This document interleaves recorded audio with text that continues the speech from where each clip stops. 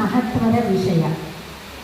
ಧರ್ಮವನ್ನು ನಾವು ಸಂಪೂರ್ಣ ವಿಭಿನ್ನ ದೃಷ್ಟಿಕೋನದಿಂದ ವಿಭಿನ್ನ ರುಚಿಯೊಂದಿಗೆ ಅರ್ಥ ಮಾಡಿಕೊಳ್ಳಬೇಕು.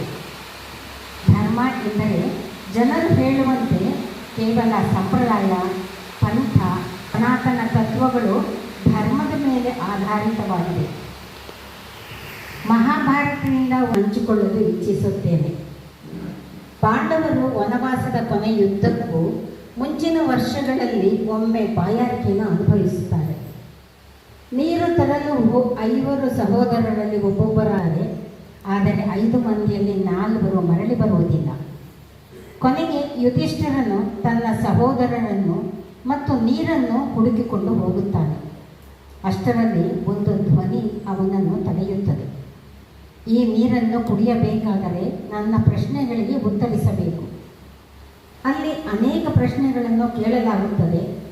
ಇದನ್ನು ಯುಧಿಷ್ಠಿರ ಗೀತೆ ಎಂದು ಕೂಡ ಕರೆಯುತ್ತಾರೆ.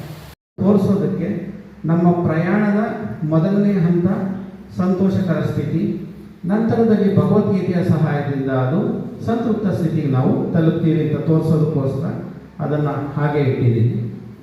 ಮತ್ತು ಸಂತೋಷಕರ ಜೀವನ ನಡೆಸೋದಕ್ಕೆ ಸಹಾಯ ಮಾಡುತ್ತೆ ಅಂತ ನೋಡೋದಕ್ಕೆ ಈ ರೀತಿಯ ಒಂದು ಅದ್ವಿತೀಯ ಸಾಧಕರ ಜೀವನ ನಾವು ನೋಡಿದಾಗ ಅವರ ಜೀವನದಲ್ಲೂ ಭಗವದ್ಗೀತೆ ಒಂದು ಪ್ರಮುಖವಾದ ಪಾತ್ರ ವಹಿಸಿತ್ತು. ಸಾಕಷ್ಟು ಜನ ನೀವು ಗುರುತು ಹಿಡಿತೀರಾ ಅಂತ ಅಂದ್ಕೊಂಡಿದ್ದೀನಿ. ಜೆ. ರಾಬರ್ಟ್ ಆಪೆನ್ಹೈಮರ್ ಅವರು ಅಧಿಕಾರ ವಹಿಸಿಕೊಂಡಿದ್ದು ಸುಮಾರು 1942ರಲ್ಲಿ.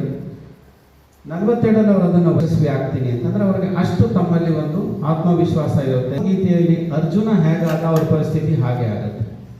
ಅರ್ಜುನ ಒಬ್ಬ ಅಂದರೆ ಸೈನಿಕ ಅಂತ ಹೇಳ್ಬೋದು. ಆದರೂ ಸಹ ಆ ಯುದ್ಧ ಭೂಮಿಯಲ್ಲಿ ಭಾವನಾತ್ಮಕವಾಗಿ ಸ್ಪಂದಿಸಿ ನಮ್ಮವರನ್ನೇ ನಾನು ಹೇಗೆ ಸಾಯಿಸಲಿ ಅಂತ ಹೇಗೆ ಕೃಷ್ಣನ ಮುಂದೆ ಮಂಡಿದ್ದಾನೆ, ಅದೇ ಪರಿಸ್ಥಿತಿ ಆಪೆನ್ಹೈಮರ್ ಬರುತ್ತೆ. ಹೆಸರು ಕ್ಯಾಪ್ಟನ್ ಸುನಿತಾ ವಿಲಿಯಮ್ಸ್ ಲೀ ಅವರು ಹೇಗೆ ಭಗವದ್ಗೀತೆಯಿಂದ ಒಂದು ಪರಿವರ್ತನಾ ಹಾದಿಯನ್ನು ತುಳಿದ್ರು. ಅದರಲ್ಲಿ ನಾವು ಭಗವದ್ಗೀತೆ ಹೇಗೆ ಬಳಸ್ಕೋಬೋದು ಅಂತ ನಾನು ಆಲೋಚನೆ ಮಾಡ್ತಾ ಇದ್ದೆ. ಆ ಸಮಯದಲ್ಲಿ ಪೂಜ್ಯ ದಾಜಿಯವರ ಒಂದು ಇದು ವಿಡಿಯೋ, ಇದು ದೂರದರ್ಶನದಲ್ಲಿ ನಾನು ನೋಡಿದೆ. ಇದು ಯೂಟ್ಯೂಬ್ನಲ್ಲಿ ಕೂಡ ಸಿಗುತ್ತೆ. ಪರೀಕ್ಷಾ ಪರ್ 8.0 ಅಂತ ಇದೆ. ಸ್ವಾಮಿನಾಥನವರು ತಮ್ಮ ಅನುಭವವನ್ನು ನಮ್ಮ ಜೊತೆ ಶೇರ್ ಮಾಡ್ಕೊಳ್ತಾರೆ. ಓಕೆ, ಎಲ್ರಿಗೂ ನಮಸ್ಕಾರ. ಆ್ಯಕ್ಚುಲಿ ನಾವು ಇಷ್ಟು ಜನ ಹೊಸ ಮಕ್ಕಳು ಬಹಳಷ್ಟು ಇದೆ, ನೋಡಿ ಸಂತೋಷ ಆಗ್ತಾ ಇದೆ.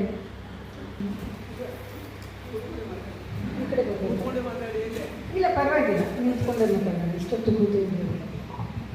ಮುಖ್ಯವಾಗಿ ನನಗೆ ಕೊಟ್ಟಿರೋ topic as per the program ಎಂಥದ್ದು ಆ್ಯಸ್ ಎನ್ ಅಭ್ಯಾಸಿ ಅಂತ ಕೊಟ್ಟಿದ್ದಾರೆ. ಬೆಳಗ್ಗೆ ಇವರು ವೆಂಕಟೇಶ್ ಮಾತಾಡೋವಾಗ ಹೇಳಿದರು ಅವರು ಬಾಬೂಜಿಯವರ ಬಗ್ಗೆ ಹೇಳ್ತಾರೆ ಅಂತ.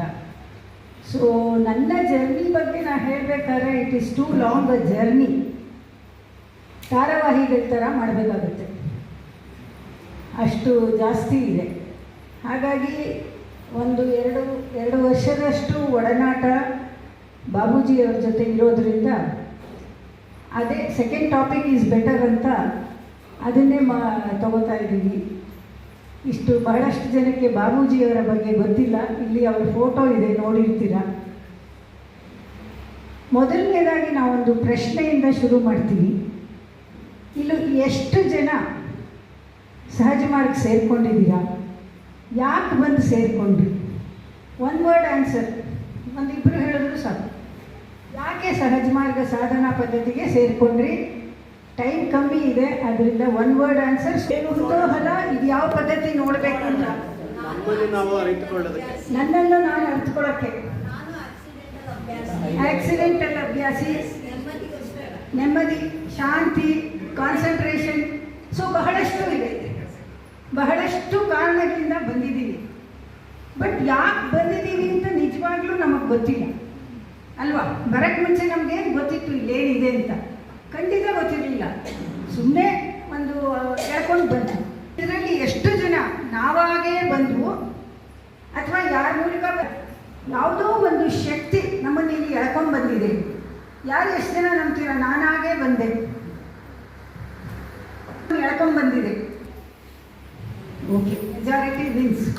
ಸೊ ನಾವಾಗೆ ಬಂದು ಶಕ್ತಿ ಹೇಳ್ಕೊಂಡ್ಬಿಡ್ತೋ ಅದು ಮೆಟೀರಿಯಲ್ ಈಗ ಬಂದ ಮೇಲೆ ನಾವು ಏನು ಮಾಡ್ತಾ ಇದ್ದೀವಿ ಅದು ಬಹಳ ಮುಖ್ಯವಾದ ಪ್ರಶ್ನೆ. ಈಗ ಇದ್ದಾನೆ ಹಂಬಲ ಅನ್ನೋಕ್ಕಿಂತ ಏನೋ ಅರ್ಥಕೋಬೇಕು.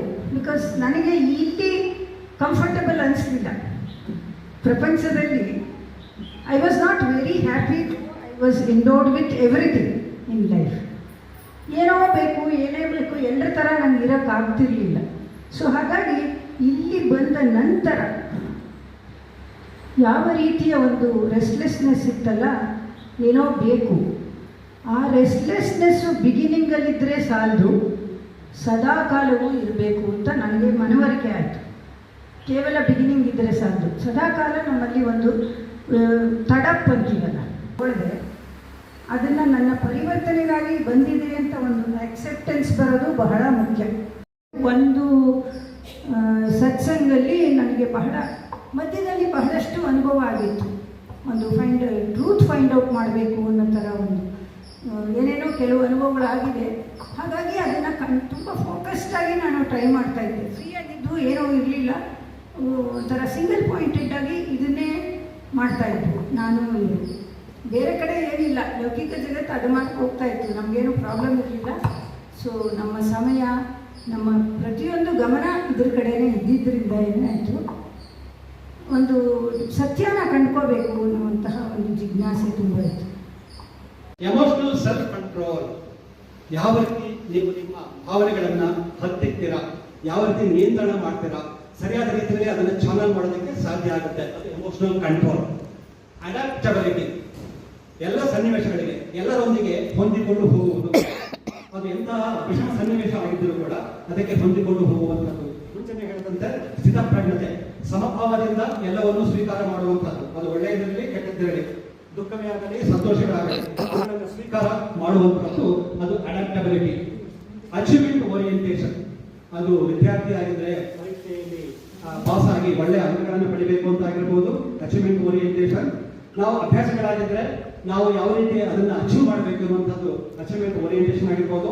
ಕಾರ್ಪೊರೇಟ್ ವರ್ಲ್ಡ್ ಆಗಿದ್ರೆ, ಕಾರ್ಪೊರೇಟ್ಸ್ ಆಗಿದ್ರೆ ಪ್ರಾಫಿಟಬಿಲಿಟಿ, ಹೇಗೆ ನಮ್ಮ ಕಂಪನಿಯನ್ನ ಮೇಲ್ಗಡೆಗೆ ತೆಗೆದುಕೊಂಡು ಹೋಗುವುದು, ಅದು ಅಚೀವ್ಮೆಂಟ್ ಓರಿಯೆಂಟೇಷನ್ ಅಂತ. ಯಾವಾಗಲೂ ಕೂಡ ಪಾಸಿಟಿವ್ ಔಟ್ಲುಕ್ ಇರಬೇಕು, ಆಶಾವಾದ ಇರಬೇಕು. ಬಹಳ ಸುಲಭ. ಏನು ಅಂತ ಹೇಳಿದ್ರೆ, ಒಬ್ಬ ರೈತ ತನ್ನ 2 ಮಕ್ಕಳನ್ನ ಹೊಂದ್ಕೊಂಡಿರ್ತಾನೆ.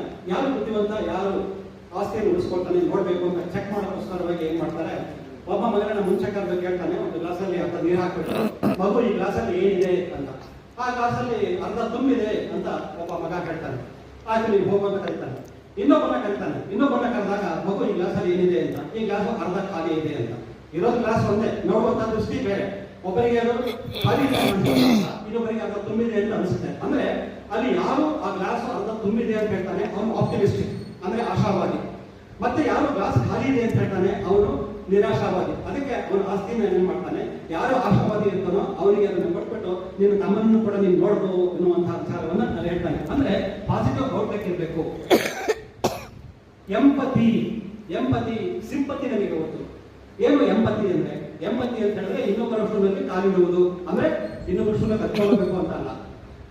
ನಿಮ್ಮ ನೋವೇ ನನ್ನ ನೋವು, ನಿಮ್ಮ ಅನಿಸಿಕೆಗೆ ನನ್ನ ಅನಿಸಿಕೆ, ನಿಮ್ಮೊಂದಿಗೆ ನಾನಿದ್ದೇನೆ ಎನ್ನುವಂತಹ ವಿಚಾರ ಇದೆಯಲ್ಲ, ಅದಕ್ಕೆ ನಾವೇನಂತ ಹೇಳ್ತೇವೆ ಎಂಪತಿ. ಸಿಂಪತಿ ಅಂದ್ರೆ ಅಯ್ಯೋ ಅಂತ ನೋವು. ಎಂಪತಿ ಅಂತ ಹೇಳಿದ್ರೆ ಅವರಿಗೆ ನಾವು ನಿಮ್ಮ ನೋವೇ ನನ್ನ ನೋವು ಎಂದು ಅರಿತುಕೊಂಡು ಅವರಿಗೆ ಸಹಾಯವನ್ನ ಮಾಡುವುದಿಲ್ಲ, ಅದು ಎಂಪತಿ ಎನ್ನುವಂಥದ್ದು. ಅಂದ್ರೆ ನಿಮ್ಮ ಭಾವನೆಗಳನ್ನ ಸರಿಯಾದ ರೀತಿಯಲ್ಲಿ ನೀವು ಪಾಸಿಟಿವ್ ಆಗಿ ತಿಳ್ಕೊಂಡ್ರೆ ನೀವು ಜೀವನದಲ್ಲಿ ಅಚೀವ್ಮೆಂಟ್ ಮಾಡೋದಕ್ಕೆ ಸಾಧ್ಯ ಎನ್ನುವಂಥದ್ದು. ಆರ್ಗನೈಸೇಷನಲ್ ಅವೇರ್ನೆಸ್ ಅಂದ್ರೆ ಯಾವ ಸಂಸ್ಥೆಯಲ್ಲಿ ನಾವಿದ್ದೇವೆ, ನಾವಿಲ್ಲಿ ಇರುವಂತಹ ಸಂಸ್ಥೆ ಮುಖ್ಯವಾಗಿ ರಾಮಚಂದ್ರ ಮಿಷನ್ ಆಗಿದ್ರೆ ನಮ್ಮ ಉದ್ದೇಶ, ನಮ್ಮ ಗುರಿ ಏನು. ಕಾರ್ಪೊರೇಟ್ ವರ್ಲ್ಡ್ ಆಗಿದ್ರೆ ಅವರ ಉದ್ದೇಶ ಏನು. ಅದು ಮಕ್ಕಳಾಗಿದ್ರೆ ಅಥವಾ ಶಿಕ್ಷಣ ಸಂಸ್ಥೆ ಆಗಿದ್ರೆ ಆ ಶಿಕ್ಷಣ ಸಂಸ್ಥೆಯ ಉದ್ದೇಶ ಏನು, ಅದು ಆರ್ಗನೈಸೇಷನಲ್ ಅವೇರ್ನೆಸ್. ಇನ್ಫ್ಲೂಯೆನ್ಸ್. ಈ ಭಾವನೆಗಳಿದ್ದಾವಲ್ಲ, ನಮ್ಮ ಭಾವನೆಗಳು ಇನ್ನೊಬ್ಬರ ಮೇಲೆ ಪ್ರಭಾವವನ್ನು ಬೀರುತ್ತವೆ, ಅದೇ ರೀತಿ ಮತ್ತೊಬ್ಬರ ಭಾವನೆಗಳು ಕೂಡ ನಮ್ಮ ಮೇಲೆ ಪ್ರಭಾವವನ್ನು ಬೀರುತ್ತವೆ. ಅದರ ಬಗ್ಗೆ ನಾವು ತಿಳ್ಕೊಂಡಿರಬೇಕು. ಮುಖ್ಯವಾಗಿ ಯಾವ ರೀತಿ ನಾವು ಪ್ರಭಾವವನ್ನು ಬೀರಬಹುದು, ಇದು ಇನ್ಫ್ಲೂಯೆನ್ಸ್ ಎನ್ನುವಂಥದ್ದು. Coach and mentor. ಈಗ ನಮಗೆ ನಮ್ಮ ಗುರುಗಳು ಅವರು ಮೆಂಟರ್, ನಮಗೆ ಎಲ್ಲವನ್ನು ಕೂಡ ಅವ್ರು ಹೇಳ್ತಾರೆ, ಅದನ್ನು ನಾವು ಮಾಡ್ತೇವೆ ಆ ಮೂಲಕವಾಗಿ ಎನ್ನುವಂಥದ್ದು. ಹಾಗಾಗಿ ನಾವು ಕೂಡ ಇನ್ನೊಬ್ಬರಿಗೆ ಯಾವ ರೀತಿ ನಿರ್ದೇಶನವನ್ನು ಕೊಡಬಹುದು, ಅವರನ್ನು ನಾವು ಹೇಗೆ ಪರಿವರ್ತಿಸಬಹುದು ಎನ್ನುವಂಥದ್ದು. ಬಹಳ ಮುಖ್ಯವಾದ ಕಾನ್ಫ್ಲಿಕ್ಟ್ ಮ್ಯಾನೇಜ್ಮೆಂಟ್, ವಿವಾದಗಳನ್ನು ಬಂದಾಗ ಹೇಗೆ ಬಗೆಹರಿಸ್ತೀರಾ ಎನ್ನುವಂಥದ್ದು. ಬಹುಶಃ ಎಮೋಷನಲ್ ಇನ್ಸಿಡೆನ್ಸ್ ಬಂದ್ಬಿಟ್ರೆ ಯಾವುದೇ ಪೊಲೀಸ್ ಸ್ಟೇಷನ್ಗಳು ಬೇಕಾಗಿಲ್ಲ. ಯಾವುದೇ ರೀತಿ ಅಂತ ಹೇಳಿಲ್ಲ. ಬಹಳ ಮುಖ್ಯವಾಗಿ ನಾನೊಂದು ಲೇಖನ ವಾಟ್ಸಪ್ ಅಲ್ಲಿ ಬರ್ತಾ ಇತ್ತು. ಆ ಲೇಖನ ಏನು ಅಂತ ಹೇಳಿದ್ರೆ, ಶಾಲೆಯಲ್ಲಿ 8ನೇ ತರಗತಿಯ ವಿದ್ಯಾರ್ಥಿಗೆ ಕಳ್ಳರ ಬಗ್ಗೆ ಒಂದು ಲೇಖನ ಬರೆಯಲು ತಿಳಿಸಿದರು. ಆ ಹುಡುಗ ಬರೆದಂತಹ ಲೇಖನ ಹೀಗಿತ್ತು, ಏನು, ಕಳ್ಳರು ಕೂಡ ದೇಶದ ಅವಿಭಾಜ್ಯ ಅಂಗ. ಕಳ್ಳರು ಇರುವುದರಿಂದ ನಿಮ್ಮ ಕಳೆದು ಹೋದ ಮೊಬೈಲ್ ಅನ್ನ ನೀವು ಪರ್ಚೇಸ್ ಮಾಡೋದಕ್ಕೆ ಮತ್ತೊಂದು ಮೊಬೈಲ್ಗೆ ಡಿಮ್ಯಾಂಡ್ ಸಲ್ಲಿಸ್ತೀರಾ. ಕಳ್ಳರು ಇರುವುದರಿಂದ ಪೊಲೀಸ್ ಸ್ಟೇಷನ್ ಇದೆ, ಕಳ್ಳರು ಇರುವುದರಿಂದ ಅಲ್ಲಿ ಲಾಯರ್ಸ್ ಇದ್ದಾರೆ, ಕಳ್ಳರು ಇರುವುದರಿಂದ ಪುನಃ ಉತ್ಪಾದನೆ ಆಗುತ್ತದೆ. ಹೀಗಾಗಿ ಕಳ್ಳರು ಕೂಡ ರಾಷ್ಟ್ರದ ಅವಿಭಾಜ್ಯ ಅಂಗ. ಯೋಚನೆ ಮಾಡುವಂತಹ ಯಾವ ರೀತಿ ಅದನ್ನ ಮಾಡಬಹುದು ಎನ್ನುವಂಥದ್ದು ಒಂದು ವಿಧಾನ. ಸೊ ಹೀಗಾಗಿ ಬಹಳ ಮುಖ್ಯವಾಗಿ ಏನಂದ್ರೆ, ಯಾವ ರೀತಿ ಸಮಸ್ಯೆಗಳನ್ನ ನಿರ್ವಹಣೆ ಮಾಡ್ತೀರಾ, ಸಮಸ್ಯೆಗಳನ್ನು ಹೇಗೆ ಬಗೆಹರಿಸ್ತೀರಾ ಎನ್ನುವುದು ಕೂಡ ಮುಖ್ಯ. ಯಾವುದೇ ಕೆಲಸವನ್ನು ಮಾಡಬೇಕಾದ್ರೆ ಟೀಮ್ ವರ್ಕ್ ಅಲ್ಲಿ ಮಾಡಬೇಕು. ನನಗೆ ನಾನು